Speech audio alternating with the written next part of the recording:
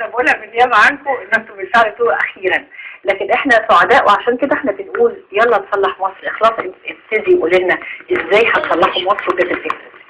هي الفكرة بتاعت احنا بعد التنحي يعني في جزء مننا نزل من النقابات وكده وفي جزء تاني مقدرش ينزل. فبعد التنحي قلنا بقى احنا لازم نعمل حاجة يعني خلاص فترة الثورة انتهت لازم بقى نبتدي نشتغل نصلح يعني البلاء بقى.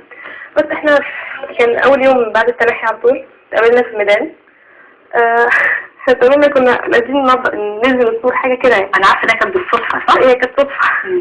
كنا نازلين تدهنوا السور. كنا نازلين السور. هو ابتدينا انا وعمرو نزلنا سوا وبعد كده حسن قابلناه عند الإصارات حاجة غريبة كده. صدفة. بس بعد كده بقى اتفقنا ونخدم اتصالات بعض يعني والايميلات وكده. وقلنا خلاص هنتقابل بعد كده بقى ننزل نعمل حاجة تانية.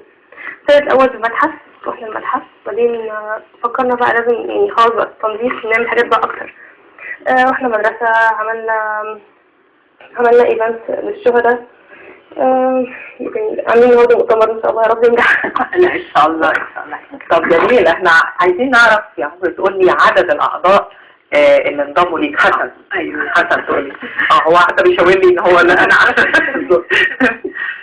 هو احنا مبدأنا ان احنا مش بالعدد، احنا ممكن نبقى 80 مليون بس ما ينفعوش اي حاجه. الايجابيه تبقى او المشاركه تبقى بالسلب. احنا مش مهم عددنا يبقى كده، مش مهم نبقى واحد، مش مهم نبقى مليون، بس المهم ايماننا بالقضيه او ايماننا ان احنا نبني بلدنا. جميل. ده شعار. انت يعني فعلا الحماس ده جميل، وان احنا اهم حاجه ان يبقى في المشارك ايجابي. عدد الايجابيين بصوا عندكم قد ايه؟ لا هم كتير. بس الايفنتات بتتحدد بمواعيد مختلفه. يعني مثلا في ايفنت ممكن يبقى يوم شهداء في ناس ما تجيش، ناس تانية تيجي. يعني المناسبه اللي انتوا بتعملوها اول حدث ولا احتفال؟ ناس تيجي ناس لا، بس عددنا بيتراوح من فوق 50. يعني مش عارفه عمرو اكيد انت بدات او يعني نقول كانت البدايه معاك انت واخلاص، واعتقد برضو ان اكيد هيبقى فيه اساسيات انتوا اتفقتوا عليها. هتنطلقوا ازاي؟ نزلتوا الحاجات ازاي على الفيسبوك ولقيتوا اقبال من الناس برضو ازاي؟ يعني مش الاعداد او الاحجام، لكن ازاي الناس عرفت تتجاوب معاكم؟ هو احنا بدأنا الاول كانت مجموعة اصدقاء عادي، بعد كده اشتغل عددنا يزيد. اللي هو في ناس اللي هم الاكسس اللي هم يجي يشوفوا سنة اللي هم الناشطين اللي هم يجي يشوفوا سنة حاجة بس مش عارفين، فيقول لك طب معلش انت جبت لي ايه؟ نقول له طبعا بقى معاك. بعد كده لما عدد كان اول مثلا بيتراوح ال 20 30 فكان سهل ان احنا نجمعهم على الموبايل وكده. لما العدد بتكبر فقلنا لازم تبقى في بيج على الفيس عشان نجمع من عليها الناس. انا عرفت وسط الالاف. الحمد لله. هو المشكلة زي ما حصل اللي هو يعني المتفاعلين ايجابيا. يعني انا ما جيش مثلا افتح البيت بتاعتي عليها مثلا 10,000 واحد معايا كويس، اول ما اعمل ايفنت عليه 50 بس نازل. لا انا عندي أمية. طب ما انتوا زي ما انتوا عملتوا على الفيسبوك ان انتوا ممكن تقترحوا المواعيد وتتفقوا ما بينكم برضه على الفيسبوك. اعتقد ان ممكن لو طرحتوا مواعيد المناسبات او الاحتفالات اللي انتوا عايزين تعملوها ممكن تبقى نسبة المشاركات لو لقيتوا صدى او رد الفعل في تغيير المواعيد. ما هو احنا مش كلنا مثلا في جامعات، او مش كلنا، في مننا في شغل وفي مننا في جامعاته، في مننا في مديرية ثانوية عامة، فصعب ان احنا نجمع الناس كلها في وقت واحد. يعني مثلا كل فترة كان عندي امتحان. يعني هو عمره هو جاي المرة اللي فاتت. يعني الاسبوع اللي فات حد يوم الاثنين انا كانت مادة متأجلة من قبل الثورة يعني عملية الاقناع كانت سهلة؟ الإقناع طبعا كانت سهلة لأن كل الناس يعمل حاجة إيجابية. اللي نزل الثورة خد حماس الثورة وعايز يعمل شيء إيجابي، واللي ما نزلش خد الإيجابية من التلفزيون. لو شايف ناس بتتصور نزلت له حق وهو في البيت، فلازم أنا أعمل حاجة للناس دي. لو أنا أنزل شارك مع مصريين. إخلاص ده اللي هيخليني أسألك، أنتوا دلوقتي اتقابلتوا في الميدان، أدي أول لقاء وبعدين عملنا الجروب وبعدين دخلنا على الجمعية. كانت لكم الفكرة ازاي انتوا تقوموا بإنشاء الجمعية؟ كانت فكرة غريبة شوية. احنا لو كنا نشتغل مثلا هي جريئة، انا مش عايزة اقول غريبة، هي جريئة. هي جت لنا يعني بتتاجي مثلا. احنا لما اشتغلنا أول مرة كان في ناس موفرين لنا الماتيريالز اللي بنشتغل بيها، المواد الحاجات دي. بعد كده بعد شوية احنا خلاص اشتغلنا لوحدنا، اشتغلنا مرحلة أعلى شوية، فكنا عايزين مثلا يعني احنا مش هنقدر نصرف كل ده من جيبنا. يعني هي كانت صعبة شوية في مسألة الدونيشنز وكده. قلنا خلاص نلم تبرعات. طبعا عشان نلم تبرعات لازم يبقى الناس تبقى عارفانا او يبقى لنا مصداقية. فعشان كده لازم هو يبقى حاجة موثقة، بحيث لو حد مثلا فكر يدينا فلوس أو حاجة نبقى معروفين يعني دي جمعية يا جماعة يثقوا فينا يعني. يعني انتوا بتدوا شكل رسمي عشان يبقى فيه مصداقية في التعامل معاكم. ده هيخلينا برضو نقول، هل انتوا فكرتوا في التعاون مع مؤسسات اخرى؟ يعني يبقى انتوا فاتحين باب التعاون ما بينكم كجمعية او بعد ما تنشأ ان يبقى فيه باب مفتوح للتعاون مع مؤسسات لدعمكم سواء اقتصاديا او فنيا ولا او كمان خبرة كمان. هو احنا اول حاجة يعني عشان نمسك الوزارة اللي هي بتاعت وزارة الشباب والرياضة ضحك فقط او احمد فقط المجلس الاعلى للشباب، هو عايز يوصل لنا مكانة تاريخية نسبيا لا للشباب، عايز ينزل مندوبين عن الشباب يكلمون في الشارع. الشباب دي تسلمت ايه؟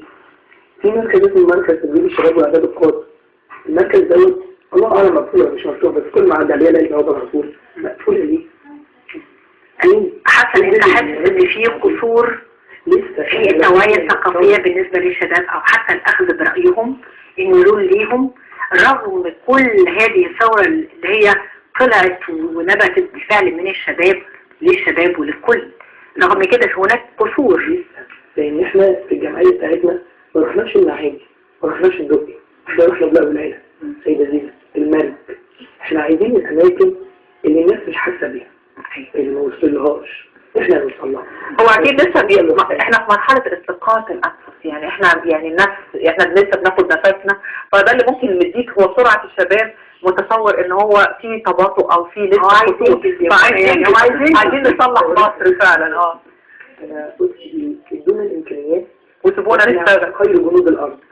يعني انت عندك شباب مش عايز اقول لك قوتهم قد ايه، اكيد احنا عرفنا كلنا عرفنا والله. عايزين اي حاجه امكانياتكم يعني انتوا امكانياتكم كوزاره او كمؤسسه او كهيئه اعلى من امكانياتنا بكتير.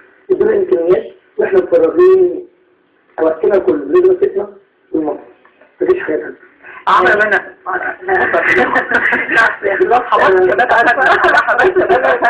خلاص هنخليه بس اسال سؤال مهم جدا، يعني اخبار البنات ايه واقبال البنات ايه؟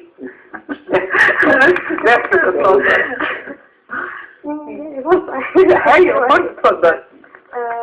هي في ناس صوت بنت البنات اللي هو نظرة في الجميع يعني انتوا بنت ما تشتغل مش عارفه ايه دي شغلة الولاد بقى المفروض ينزلوا. ازاي بعد النظرة الجديدة تقولي كده؟ هم دي نظرية بس فهي يعني عندي مشكلة اغلبية صحابي بنات يعني كده. فكرتك وافقت الاول ان انت تنزلي ولا وجدتي صعوبة ان تطلعي من البداية نقول يعني؟ هي انا تقريبا يعني كان في صعوبة يعني كان في صعوبات كتيرة بابايا الحقيقة ما شاء الله عليه. لا بس بالتدرج يعني كده باباكي انت هتروحي البيت. لكن هي ده من البنات يا اخي مش كده؟ هو كده يعني اللي هو زي ما يكون احنا مثلا كنا مستنيين فرصة اللي هو حاجة نساعد حد او نساعد المجتمع بس من غير نبقى قلقانين مثلا او خايفين ان في يعني كجروب بتاعنا احنا الجروب بتاعنا متماسك، فالبنات مثلا يبقوا مطمنين او موجودين لا الناس دي احنا عارفين ان الناس محترمين ومش عارفين كده يعني. ده معاك يعني بما ان انا ونيفين لسه في مرحله الشباب مش عايزه اعتراضات تقنعني ازاي ان انا انضم لهذا الجروب؟ كلنا عايزين نصلح مصر، بس انت قول لي ايه فكرك او ايه الخطوات اللي في دماغك عشان تدعونا وتدعو كل الناس بكل فئاتها واطيافها ان يشاركوا في تصليح مصر من خلالكم؟ هو يعني مثلا كل واحد فينا بيبتدي لو مثلا الكريزي بتاعه او الطريق الماشي فيه من الاول. يعني انا مثلا فرد فما ينفعش اقول انا هروح اعمل حاجه في الوزاره او اروح اجيب لكم تصريح من الوزاره، لازم نعتمد على حد يكون زي الضغط كده. حضرتك مثلا عايزين نوصل للاعلام مش معنى ان حضرتك تنضم لنا وتساهم معانا. احنا مستعدين ننضم لاي شيء هيصلح مصر والله حضرتك تنضم بس فيعني كل واحد في مجاله بيسعى فيه عشان يقدر يحقق حاجه احسن لمصر. انا طبعا انا سعيده بيكم جدا واكيد نيفين بتشاركني السعاده دي، واحنا طبعا وقت الفقره بتاعتنا خلص لكن اكيد لقاءاتنا مش هتخلص. احنا طبعا اعزائي المشاهدين احنا بنشكر اصدقائنا اخلاص محمد وحسن نصار وعمرو علاء عمال يشاور لي عايز تقول ارقام التليفون. عايز تقول الايميلات؟ احنا سايبينهم بره عشان اكيد هتنزل ساعدنا ان احنا نعلن عنها. ممكن نقول كلمه اتفضل. احنا بس كل مشروع شريكه مش لازم ينضم ليلا لصالح مصر عشان يبني مصر. ممكن كل واحد في بيته يرفق القيم في ابنه ان هو ينظف مصر. كل طفل ماشي في الشارع لو لما حاجه على الارض ولقى ألف بيقول له لا، والألف اقنعه الولد بس مش بالضرب او بحاجه باسلوب حضاري. اكيد كلنا هنصلح مصر. اكيد الناس يلا نصلح مصر. اكيد مش لازم يبقى اعداد كبيره ولازم مش لازم يبقى لينا مكان، لكن الايجابيه في كل مكان. احنا ممكن نجمع في الشارع، ممكن نجمع في اي حته فعلا بس يا ريت كل واحد ما تبقاش يبقى ايجابي في مكان. حماس الثوره ويومين وهيعدوا زي ما احنا بنحاول مثلا. اعتقد ان الثوره اكيد مش بس حماسها مش هيبقى وقتي، اكيد ده حماس كلنا بنشارك فيه عشان نقدر نصلح مصر. الباشمهندس قبل ما يخرج قال لسه في سلبيه، بس الباشمهندس فعلا هي في سلبيه بس بتتكلم عن الفقره السابقه. انا طبعا احنا بنوصل لنهايه فقراتنا معاكم النهارده في زينه، وانتظرونا مع فقره الزميله تغريد عرفه. هتتكلم عن استعاده الاثار المسروقه من المتحف المصري وكيفيه التعامل مع هذه الاثار، وموضوعات او أشياء كثيرة جدا هتكون من خلال فقرة زميلتنا تغريد عرفة. بعد الفاصل هنشوف تقرير عن شباب المتحف المصري، شباب متطوع على فكرة من أجل إعادة تجميل وتنسيق هذا المتحف وهو المتحف المصري. ابقوا معنا وهذا التقرير.